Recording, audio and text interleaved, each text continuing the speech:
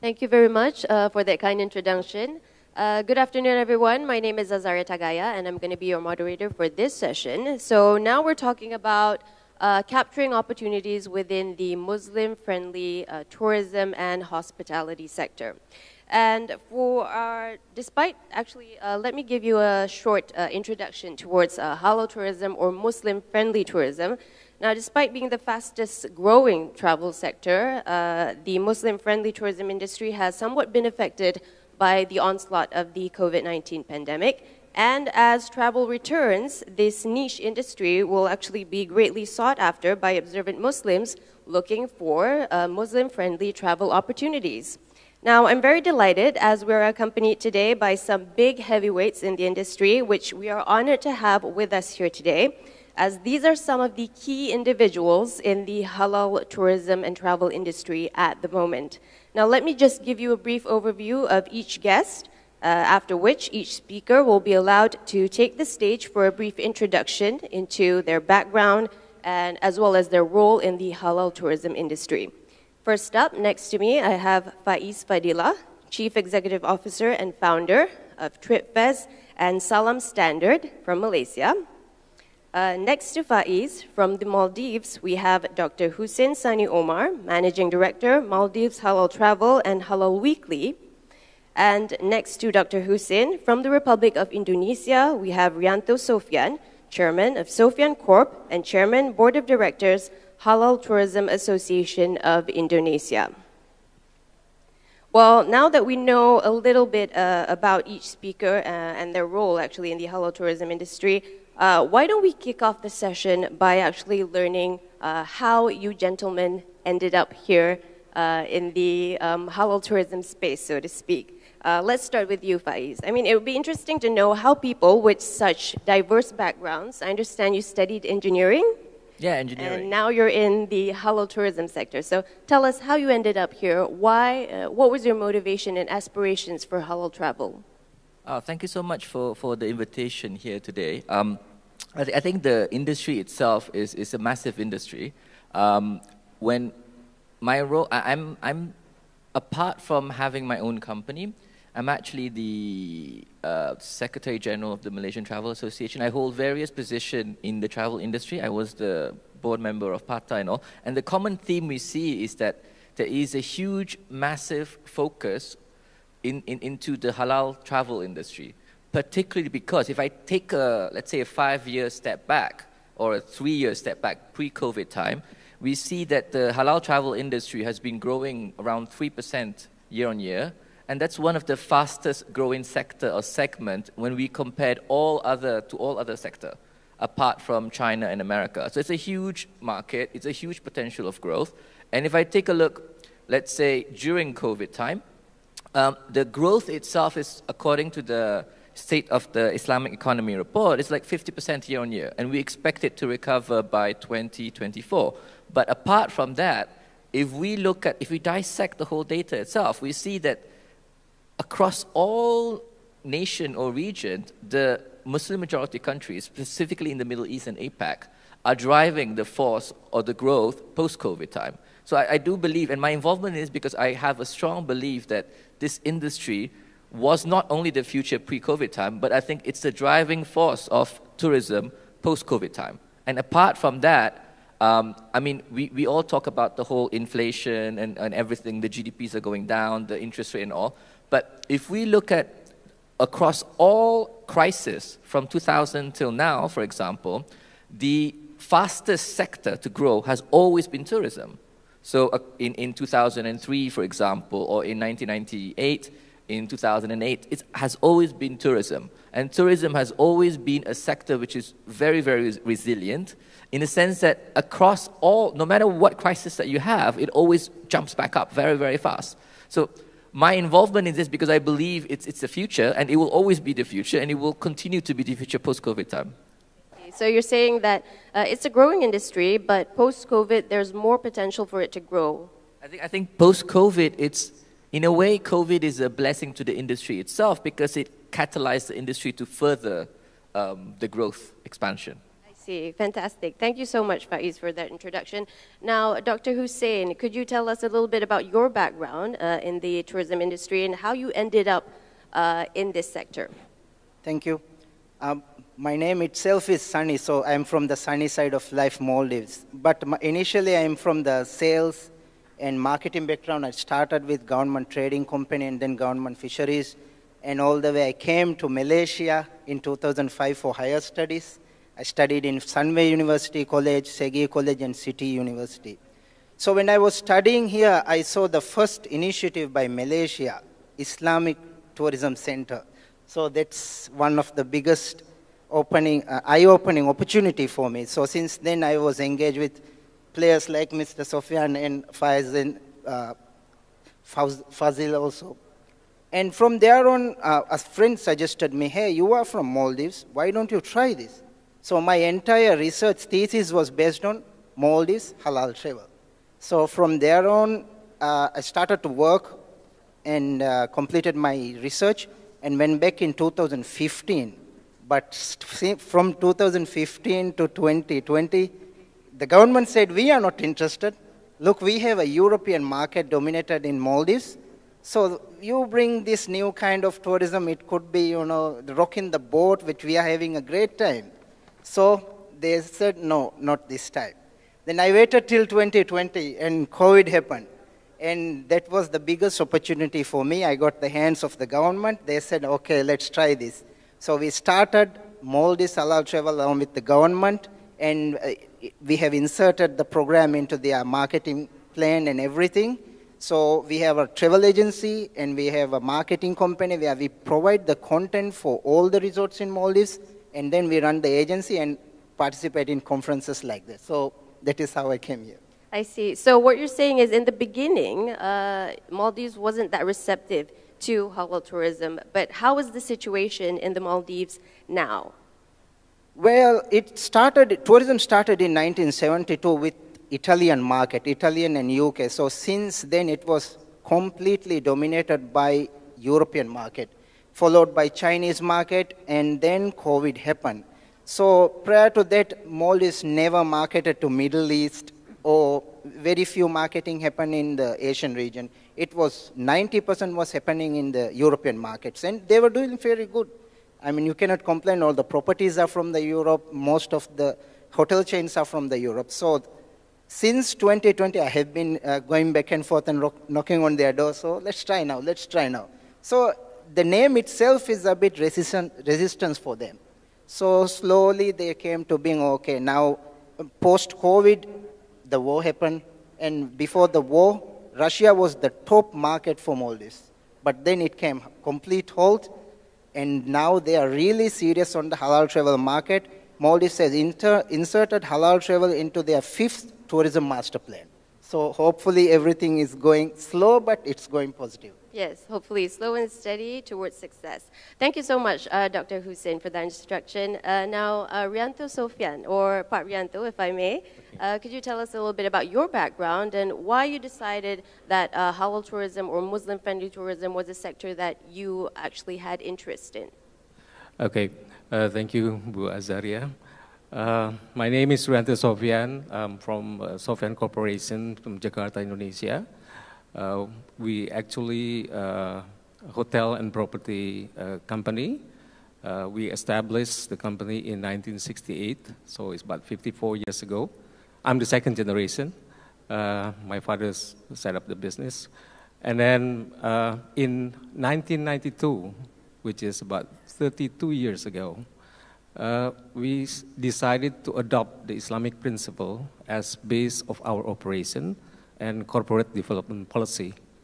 It's a bit odd on that time because in 1992, I mean, the halal market is not like this now at present. So you can say that we are a product oriented, product that create market rather than market oriented. Along the way, with others, friends, there is the stakeholders and also the industry players of Muslim-friendly tourism, we set up Indonesia Halal Tourism Association, and this association is a platform that enables us to develop networking and also collaboration in developing the Muslim-friendly tourism industry, and then also in Indonesia and other parts of the world. Our aspirations is actually to enrich the hospitality and tourism industry with widely spreading the attractiveness of the halal concept, with maintaining inclusivity to create a new nuances in life and society that can be accepted by all. Yeah, it goes beyond the religion, race, and ethnicities.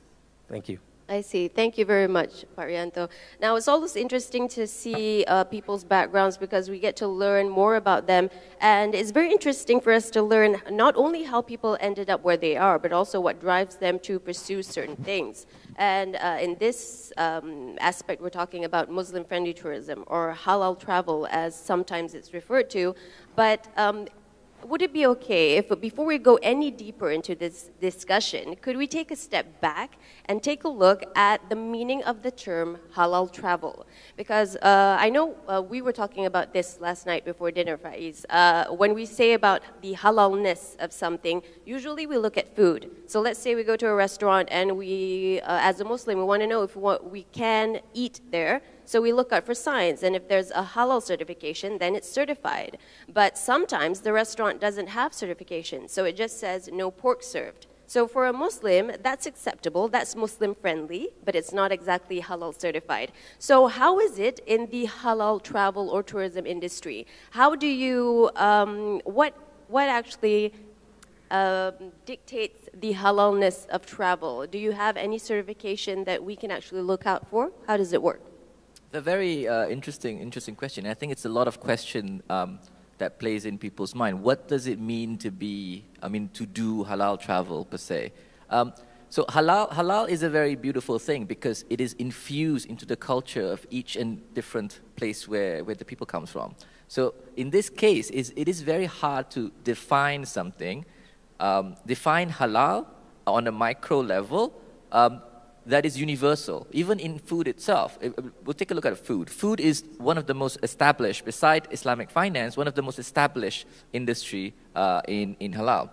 But food itself, or food and premises itself, we can't really agree among ourselves the definition or the true definition itself of what constitutes a halal premise. So in my view, halal travel here means that the ability for a Muslim to basically travel to a place and still conduct what is needed for them as a Muslim, but based on their definition of what is, what is needed by them, based on their culture. So for example, I'll give it a simple example. If I go to, according to the Malaysian definition of halal per se, premise per se. So if I go to a restaurant, and I open the minibar, for example, and there's alcohol inside, or the restaurant offers alcohol, automatically you will not receive halal certification because by definition it is not halal.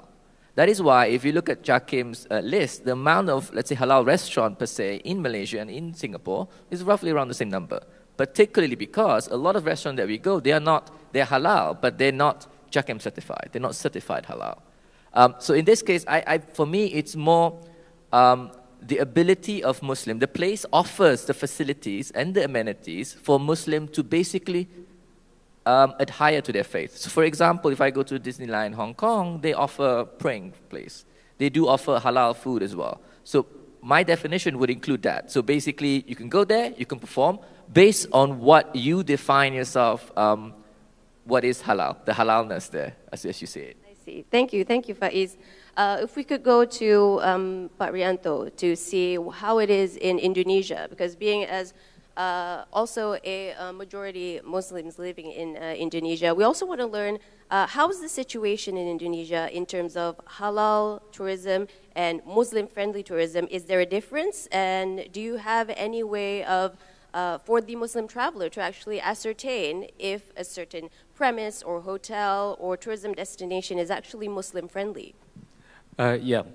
I think from the perspective of the industry players, the halal tourism or the Muslim-friendly tourism is actually sort of like extended services for Muslim travelers. Yeah, so it's just like conventional tourism, but it has additional extended facilities and services for the Muslim travelers. Basically, there are four basic things that they need, which is the halal assurance. It can be certified or Muslim-friendly. But this thing, alhamdulillah, in Indonesia, we have an act that is the halal certification is mandatory by 2024. All products and all restaurants has to be certified. And then the second one will be the facilities for the prayer facilities and information and also water-friendly washroom. And the other one is the, what do you call it, all the services or the attraction that you have, it's actually friendly to the halal lifestyle. It's very advantage for us in Indonesia because Muslim is also, it's in our DNA. We have 86% of the Muslim population, and we are the largest Muslim population in the world. But the thing is, one of the weakness of that, because we take it for granted that we are Muslim, so everything is halal. So this is a challenge for us because, as you mentioned, there has to be a symbol for the halal assurance, which is the halal certification. So that's what we promote, and also we have the regulation, the act actually, that halal certification is the mandatory. And Indonesia middle class income Muslim growth is very progressive. Yeah, so that's why the halal industry evolved earlier in 2000 to the lifestyle sector. Yeah. You can see in the mall about 10 or 20 years ago, if you want to find a musola, a prayer room, it's very hard. Sometimes you just find it in the parking place. It's very hot and smelly. But now all the malls, the luxurious mall and everything, they have a very, very luxurious also and comforting prayer room, musola. And some of the malls have also a big masjid. We can accommodate like 1,000 jama'ah. So this shows that the demand, the market demand, is really there, and basically that's what drives not only the hospitality and tourism, also the product. As maybe you know about the Wardah cosmetic. Now is the leading market, even also defeating on top of the global market. Global brand. Interesting. Thank you very much, Pak Rianto. Now, Dr. Hussein, how is the situation like in the Maldives? What constitutes a halal travel or halal or Muslim-friendly premise or travel attraction for Muslim travelers? Maldives is 100% Muslim country, maybe some will know. So by default, anything you import into Maldives has to be 100% halal. So which is governed by the authorities related to government. And the funny part is all the resorts, they have alcohol and pork. So the certification we have to use is certification for handling pork and alcohol. The rest, everything by default has to be 100% halal. So there are 186 islands where people are inhabitant and 162 resorts. Every island will have a mosque, but in the resorts it's mostly in the staff area, and the staff area food and catering has to be halal. So by default everything is halal. The only thing we have to handle is the non-halal part. So it's pretty much straightforward. But the only thing from the tourism side is they don't promote this side. So there are segregated spas, pools, privacy, everything is there. But we don't market it. Well, talking about promotion, this next question is for you as well, Dr. Hussein. What can be done to promote Muslim-friendly and halal tourism in terms of positioning and marketing for certain products and services? When we did the research on halal travel, and of course by various other authorities like Dinar, Standard, Thomson Reuters, and Fazal from Crescent Rating, we found out over 186 in 2009, it was 192 million people were looking for halal leisure travel. So there is a lot of market. It's a big market. But how do we tap into the market? When we consider Middle East as a halal destination, they are slowly opening. Like even if it's different for Dubai and now Saudi, the rest, Yemen, Kuwait, it's still very closed. I mean, the use of social media and everything is slowly growing. So how do we tap into? I'm considering the steps taken by Malaysia. Actually, Malaysia is doing a really fine job since the beginning of halal, and they have been on the top market for 7 or 8 years now, I think, consecutively. So what they did was they have representatives in the Middle East. They attend all the conferences, all the trade shows. A bit slow is from their social media side. So I'm doing the same thing with the government. We are attending, we are exhibiting, and then we are doing a lot of content creation for the resorts. So through that, and through language, we are trying to tap into the market. So I also found out that in US, there are over 10 million Muslims. And in Russia, there are over 11 million Muslims. There are more Muslims in India than Pakistan. So it's a huge market. So the only thing we have to do is let them know there's a halal side in the Maldives. So our process is through the social media and all kinds of advertisement. Hopefully, inshallah, we'll be able to do that. Yes, inshallah. What about you, Faiz? From the Malaysian perspective, what do you think can be done to better position and market halal tourism services and products? I think you have to take also a step back and look at whether or not the country itself is Muslim majority, or whether or not halal is not something which you see on a daily basis. So for countries like Maldives, they've skipped the first step. It's already halal there. But for a lot of countries, I think I would do a 5-tier approach. So the first tier is basically to identify the specific market that you target. Because in the end, no matter, let's say if I take Malaysia, for example, if I want to target Muslim travelers, a Muslim from the Middle East would differ from a Muslim from America, for example. The things that they look for, the things that they want to see, and the Muslim thing which they want to see, they also differ based on culture. So the first step I would do is actually to identify the specific market. And number 2 is actually to get the stakeholder buy-in. So a lot of countries, they tend to do a top-down approach. I don't believe in a top-down approach, whereby the government dictates, let's now do a strategy of focusing on Muslim, because it will never work. We've seen countries which did that, it never worked. You have to get the stakeholders buy-in. So you get all the travel agent in, you get all the places of attraction in, particularly because they are the first facing the consumer. They will be the one facing the consumer, so they will be the face. If we choose to do a halal strategy, they will be the face. So number 3 is basically to equip the hotels, restaurant, or theme park, for example, with the necessary facilities. Hong Kong did a very, very good job. So Hong Kong Disneyland, for example, did it all 5 approach, which I mentioned. The first step is basically to identify the market they want to go in. Number 2 is basically to get the stakeholder in. They got Disneyland to go in. They work with Disneyland to create a praying place. There's also a halal restaurant there. There's a halal hotel there. So they got the stakeholder buy-in.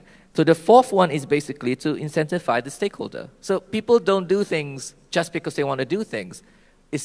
Like it or not, it's a capitalist world. So people do things because of money. So you have to incentivize. If you're not a Muslim country yet, you have to incentivize, let's say, the hotels to participate in this. Japan did that. They basically fund the hotel to attract Muslim travelers. So as a whole, the whole program or their whole strategy was a holistic strategy. And the last one is actually the most important one. And I think Sunny mentioned it earlier. Is basically to market it out. There's no point having Muslim facilities, but you don't tell the world. You don't tell the world, look, I have this facility. Please come to my place. We are very friendly towards Muslim, and we want you here. So that last strategy is the most important part. So I think you have to shout it out to the world, to the specific demographic, that we are targeting the Muslim, we want the Muslim to come, and we welcome you here, so that they really come. I see, fantastic. Now, you mentioned something very important there as well about the involvement of stakeholders as well, which is also very vital.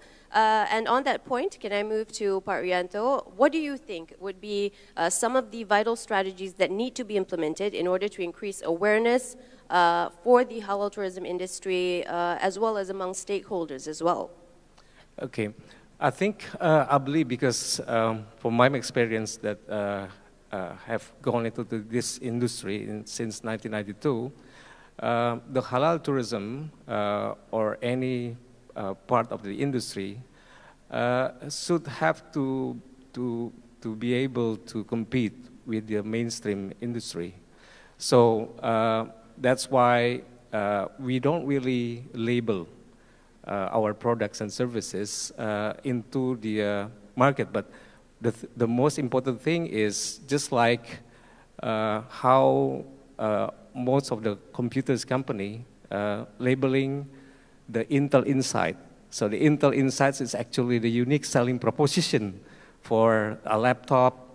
Maybe it's made by Apple or Samsung or HP and everything. But the thing is, for the Muslim-friendly tourism or halal tourism is also the halal certification and the halal services and facilities that you have is like a USP. So you have to identify, because it is unavoidable right now that you market your products and services through digital. So how do you convey the message? How do you brand? Yeah. So actually, the Muslim-friendly tourism or halal tourism is I believe it's the trend of the post-pandemic theme of tourism, because it consists of from mass tourism to quality tourism, and it consists of the characteristics of family-friendly, more into the responsible and sustainable tourism, more into the safety, healthy, and wellness conscious, and also for the betterment, sustainable costs, and betterment of the society. So these all the things is actually the trends of the mega trend tourism right now. So for us as the halal tourism industry players, I think we have the chance to recover faster, because we are in this industry for a long time with the same characteristic. But the thing is, we are, as a Muslim society, blends into the global society. So you have to look at the drivers right now. In 1992, I think the drivers is mostly the baby boomers generation, but right now mostly the millennials and Generation X. So you have to look at what is their lifestyle and what is their needs and what is their outreach to reach them. Maybe for them, Instagram will be and TikTok will be most likely rather than FB. Yeah. So that's the thing that we have to do, and we have to take note on that. Indeed. What about you, Dr. Hussein? Same question. What do you think could be done more as strategies to increase awareness, and also perhaps to develop Muslim-friendly travel alliances? When we look into the entire halal scope, halal finance, halal food is doing phenomenal. But when it comes to halal travel and modest fashion, media, technology, there are so many other areas that we can explore. For instance, the fastest growing fashion company in the Europe is now Modernisa. Even Nike is manufacturing burkini. And Adidas is also going into yoga pants and everything which are convenient for the Muslims. So what we lack is, one of the companies that I have is Halal Weekly. We try to put stories of Muslim entrepreneurs. We want to expose them. We want to give information about their products, what is happening in each and every area. So through that, I think it's the most untouched area, reluctant. People are not exposing their products, but alhamdulillah, we have social media. So whatever we put, if you know how to play with the algorithm and how to boost we can reach any market. So we are doing quite well in the Middle East because we have the Arabic language and we have the timings and culture alliances with them. So it's pretty much easy for us to do it. Similarly, whether it is modest fashion or Islamic financing, like my colleague has mentioned, now it's millennials followed by Gen Z. What are they doing? The fastest growing app is TikTok. So whether we like it or not, that is where the generation is going. So we have to follow the trends and stay within our Sharia guidelines. I see. What about you, Faiz? Anything to add? I think both my colleague here are correct in the sense that if you want to do something, you have to also understand the basis of it, or based on data. So the alpha, you have Gen Z, millennials, the letters are like never ending. Now you have the generation alpha, they call it. So basically, this generation is a new generation whereby digital has been, they're the first generation that was born with digital devices from the day they were born. I mean, like myself, there was a time when there was no handphone, or not no handphone, but like no smartphone. But the generation alpha, they were born with smartphone. From the little kid, I see my niece and my nephew, they're playing with iPhones at the age of 1. So they start pressing the YouTube button. So because of that, I think a lot of the marketing strategy, so according to the 5 tiers approach that I mentioned earlier, the 5th one is marketing. Because of that, it is essential for us to look at what generation alpha is looking at, particularly because if you want to do, as a country, for example, if you want to do a specific marketing, you want it to be long-term. And as such, you are targeting those kids which you hope in the next 20 years will be the driving force of the industry. They will be the spending force. So if you want to target, if you want to develop your, let's say, tourism strategy, you have to target the generation alpha. But on top of that, if you look at the data itself, when we see the millennium, for example, or generation Z or alpha in that sense, the biggest growth of population are located in South Asia, the Southeast Asia, Africa, which are predominantly Muslim countries. As such, I think if you want to develop your tourism strategy, one of it which you cannot miss out is actually Muslim tourism. And I like to add that a lot of people think it's a different, how do you say it, niche, or I wouldn't say it's a niche, but I'd say it's a complement of your whole strategy. So when you do, let's say your hotel, you also have family-friendly advertisement, that this hotel is family-friendly. You also, some hotels promote pet-friendly. But what I'd like to see is actually you add another sector, another layer, specifically to your target market. And you can shout it out to your target market. We are very Muslim-friendly. We want you to come here, and we would love you to have you here because we would welcome you very well. We will offer whatever you need. And also, on the note that Dr. Hussein and yourself, Faiz, mentioned just now about targeting the different sets of your target audiences, the different generations, that also brings into the discussion, I think, the aspect of innovation and digital adoption. So let's start with you, Faiz. How do you think more of these Muslim travel companies or role players such as yourself can actually drive the innovation, or how have you used innovation in your running your business? I think with business itself, it's always been you follow where the demand is there and where the money is. So because the Muslim population constitute about 25% and it's expected to be 30% or 40% in the next couple of decades, it is a huge market. And in travel alone, if I take a step back to 2019, the total global Muslim spend is about $194 billion, which is a huge spend. And it's growing on a 3%, an average 3 to 3.5% year on year, consistently for the past 10 years. So it's a huge market. It's constantly grow.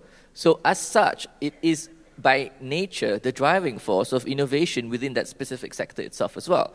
A lot of people don't see it, but there's a lot of solution provider which is specifically targeting to Muslim. So you have a Muslim-specific OTA, which tells you where you can find your halal hotels or halal tours, for example, what is offered there. You have a lot of tour company which offers specifically the local experience, but within the domain of halalness. So it's offering halal food, or, for example, you go to Korea, you're offering halal bibimbap as a solution.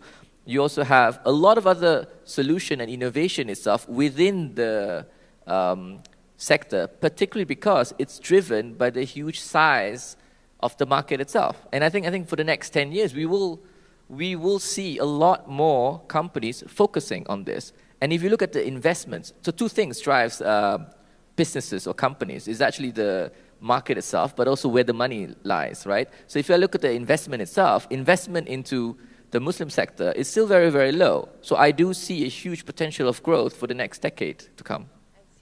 Dr. Hussein, what about you? How do you think innovation is actually changing the face of halal travel as well as digital adoption?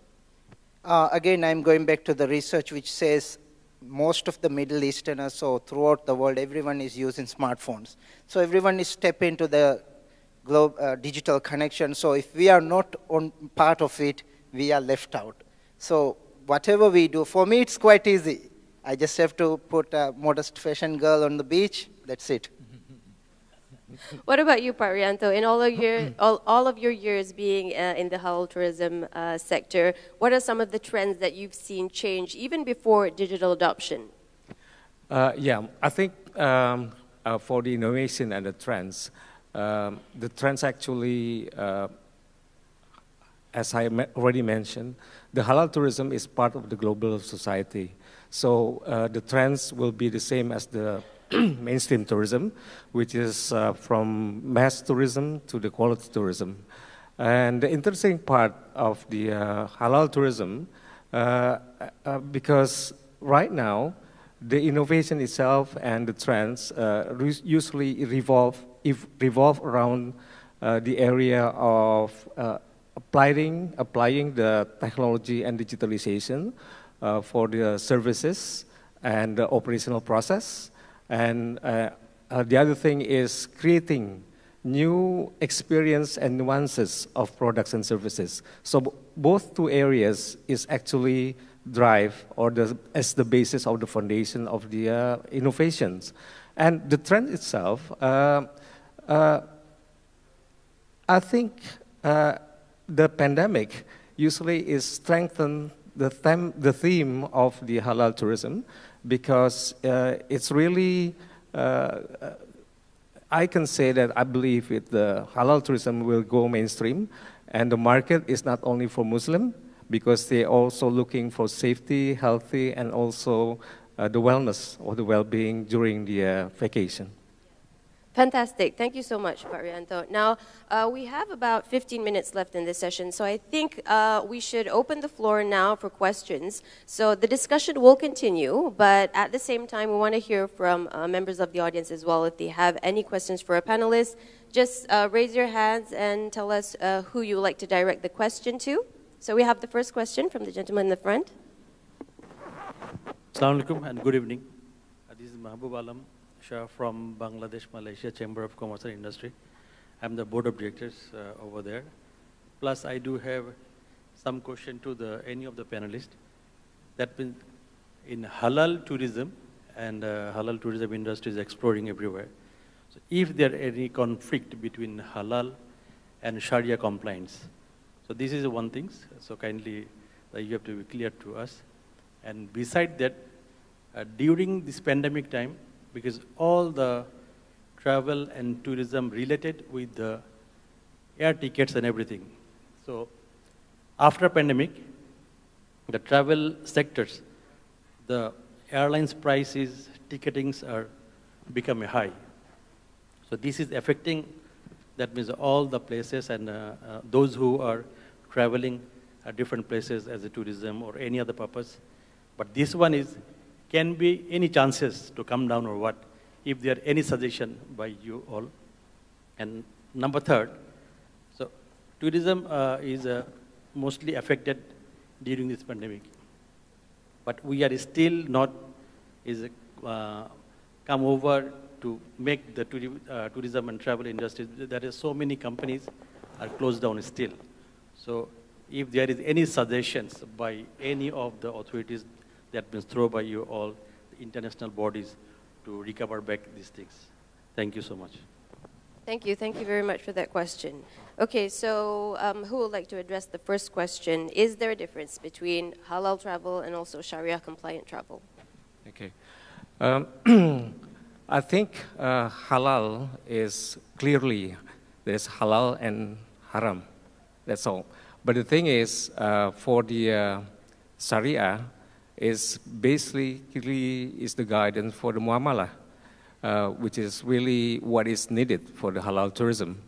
So there are level of compliance for the for the Sharia compliance on the halal tourism businesses. The first thing is only the product, which is the halal food and halal all the amenities and the soap, the toothpaste and everything. That's the basic compliance.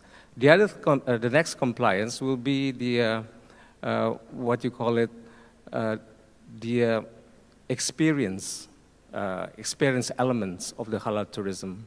This experienced elements of the halal tourism is the challenges is actually in a country that have the constitution based on Quran and Hadith, that will be easier.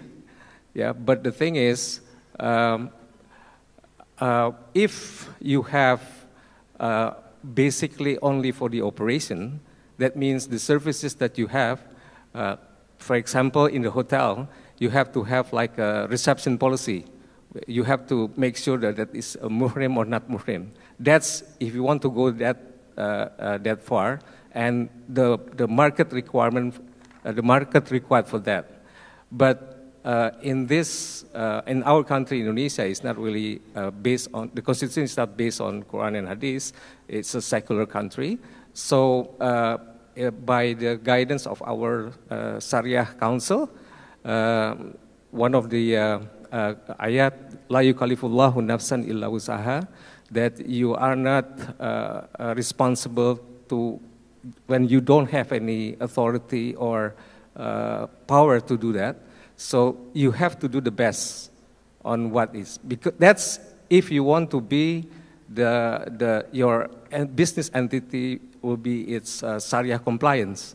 Yeah, so there's no conflicts between the halal and Sharia compliance, but it's actually guides you to do your best to get the barakah out of your business. I think that's it.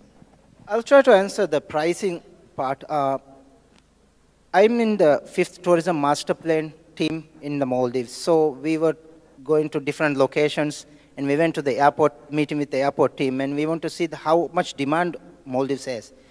There are people who are willing to spend $15,000 per night in Maldives. There are people who want to spend $100,000 per night. So Maldives was able to tap into a very niche, ultra-luxury market over the years through innovation and natural beauty. So I was asking them, so if we are trying to tap into this market, why are we building guest houses? So now local islands, they have guest houses. So we came to know that one of the biggest airline which is coming to Maldives is China Eastern, which is a budget airline.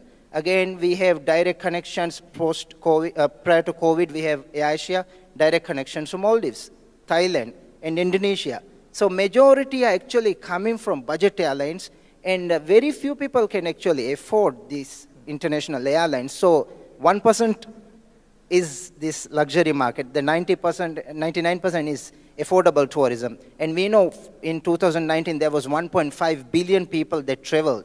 Not everyone travel with Emirates or Qatar. Mostly they travel in Europe, it's the Ryanair, in US it's West. And so majority are actually affordable markets. So I think the prices will go down, and they will be forced to, because people cannot pay this much money with the inflation and wars and everything going on.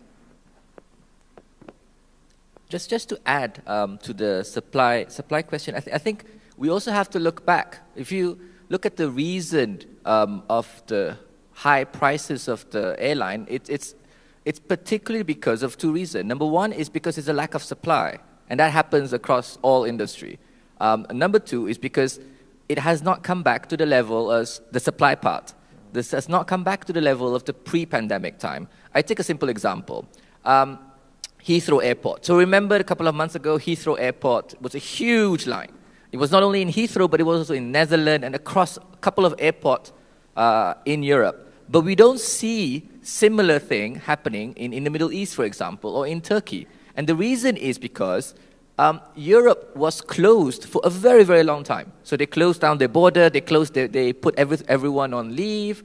As a result, when they suddenly opened back the border, they were not ready. So you see, for example, Heathrow, as I mentioned earlier, Heathrow used to handle 220,000 passengers daily. But post-pandemic, because all these people were put on furlough and they were put on unpaid leave, they could not come back on time. They could not gather everyone back on time. As a result, they can only handle 100,000 people on a daily basis. That's less than half. On top of that, we look at the number of airplane coming in. Emirates has put everything back up to the normal pre-pandemic time. A lot of the airline put it back. So that's when you see the bottleneck effect, whereby there is a lot of demand, but there's less supply. The airline itself has not returned back to normal times. The airport itself is not ready to go back to normal time. So because of this, everything, if the prices goes up, because there's less demand, there's less supply, the price of airline goes up. Number one. Number two, now we look at the trend itself. Now, the eastern hemisphere, the eastern area of the world, they're completely closed still, or partially closed. China is closed. Korea, you need a visa. Taiwan just introduced back a visa for Malaysia. Australia, they've tightened up visa for Malaysia and a few other countries. So what's the effect? Everyone is choosing, because they haven't traveled for 2 years, they are all forced to travel to the West. So because of that, and because of the less planes available, because they haven't gone back to pre-pandemic time, and because of the high demand, and because of the rerouting of travelers, you have a bunch of people wanting to go to the West. And because of that, the price goes up, shoots up tremendously. You've seen prices of, let's say if I take a business class from Malaysia to London, it has gone up to, you can reach double pre-pandemic time because you have less supply. So I think the solution to this can only be on two-tier approach. One, we have to make the opening up of countries something which is a norm to all the countries. Every country has to open up. Unless it's open up, this problem will continue. Number two, you have to standardize the entry level, or how the requirement to enter the country. So the problem also starts in Heathrow, for example, is because people are confused. Right now, the tourism industry is changing on a daily basis. The requirement of COVID changes on a daily basis for certain countries, that it becomes confusing for people. So as a result, less people that is able to cater you, but at the same time, the line gets longer. So I think that's the solution to it can only be that every country starts to open back up as we go back to normal. The third question, correct me if I'm wrong, I understand it as, why don't we have a standardized halal, what do you call it, halal certification? Do I understand it correctly? If I understand it correctly, I think Sharia compliant standard.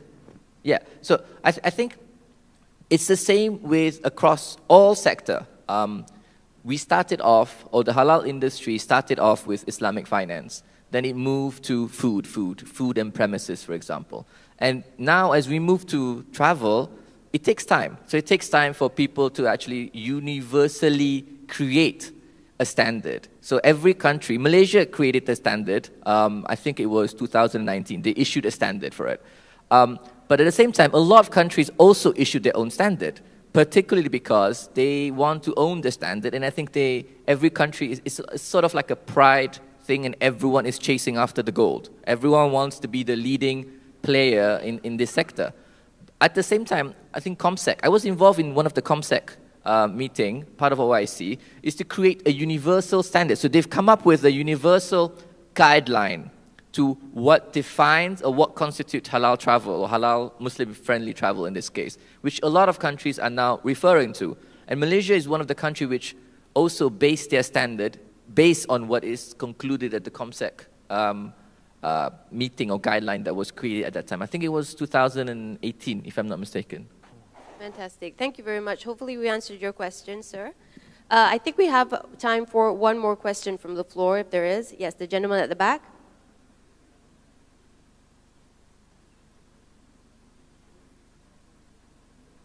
Assalamualaikum, my name is Khairil. I'm from Singapore and I am a member of the civil society.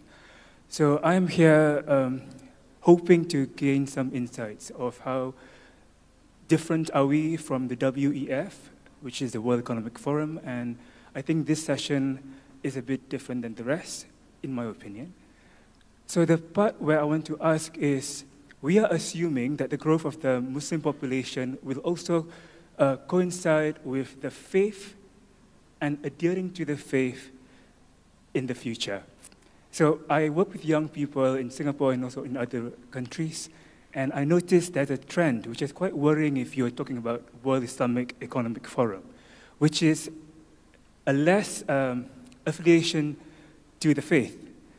And we are talking about creating products specifically to cater to somebody who wants to adhere to that. And I think for me, when I travel, the only thing I look for is halal meat. If there is no halal meat, I'll eat seafood. And that is my way of circumventing the situation. Do I need a prayer dedicated space? Maybe not, because I have an app that can show me the compass. I can just Google the Qibla for that country, and I can just find the prayer, and I can just pray anywhere, if it's clean, right? So I'm just wondering, why are we not talking about the strengthening of the faith when we talk about halal tourism or even other components of Islamic industries? Because I think, Pak Rianto, you have some things which I really want to ask. Maybe later I will ask you, because that part, I think, is the missing element in this conference so far.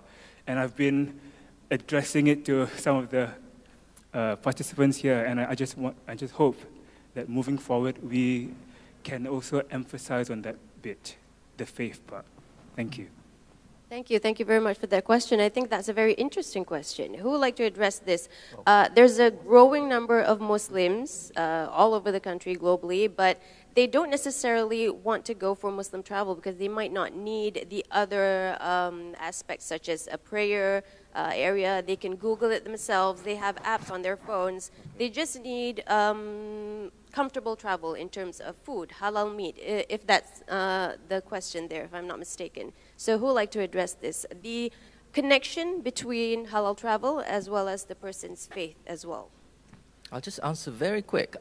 I think for me, faith is, the beautiful thing about Islam is that it actually infuses with the culture itself. So the piosity, it depends to the person itself. So you have a very pious country compared to a lesser pious country. And when you do a survey, for example, so we did a survey across the world, across 20,000 sample, across Muslim, in this specific case, and across multiple regions.